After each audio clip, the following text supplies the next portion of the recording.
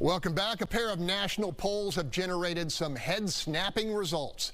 A New York Times survey of voters 30 and younger showed Biden tied with Donald Trump at 30% and behind independent Robert F. Kennedy Jr., who attracted 34%. That result on top of an earlier Emerson poll, which found 45% of those 30 and younger backing Trump, with Biden attracting 43%. Panel on the last presidential election, Mr. Biden pulled in better than 60% of the so-called youth vote. What is going on here, Paul?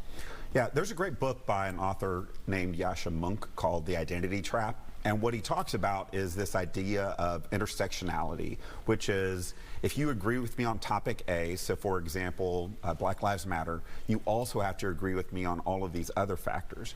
I see this right now. So in talking with young people, people who are in their 18s, 18 to 25, they know very little about the Jewish position about what's happening right now overseas, and instead they are entirely informed by what they see on TikTok, and that's largely because they've been convinced that if I agree with my friends on these social issues over here, I also have to support what's happening with Palestine, therefore Hamas, and be anti-Israeli, and they're equating Israel with being oppressors, and I don't understand how that is true, and it's true.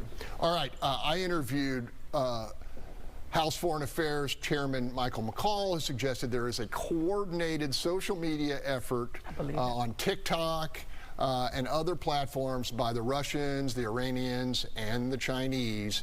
And this is part of it. It's been successful. Gary, I'm sure you want to talk about this. Yeah, it also involves uber leftists like George Soros who are helping fund these allegedly spontaneous protests. They're not. They're all organized. So yeah, they're telling a story because there's agendas all over the place. Why does Russia want this to be told? Well, because they want to distract the American people and the American policyholders from dealing with the Ukraine war. So there's an agenda everywhere. But it's not true, and I will tell you, I was at a meeting this week, and nationally the Jewish community is getting their act together. They were not playing in social media. They weren't doing things they need to do, kind of like Israel going to sleep at the border and thinking they were just interested in economic prosperity and weren't going to attack. It's tough, and the war is going to continue, and Biden is going to continue to get garbage, and I anticipate that you'll continue to hear positive rhetoric from both Israel and the United States about what happens, and the behind-the-scenes pressure is going to be ignored by Israel, because if they don't, their country's going to be destroyed. I got 15 seconds. You want it? Listen, I don't think Biden needs to worry about it. One thing I understand about young people, because I'm around them a lot, they got the attention span of a gnat. So don't worry about that. But that's 11 months away. The next Taylor Swift concert or Beyonce album come out, they're going to change the page.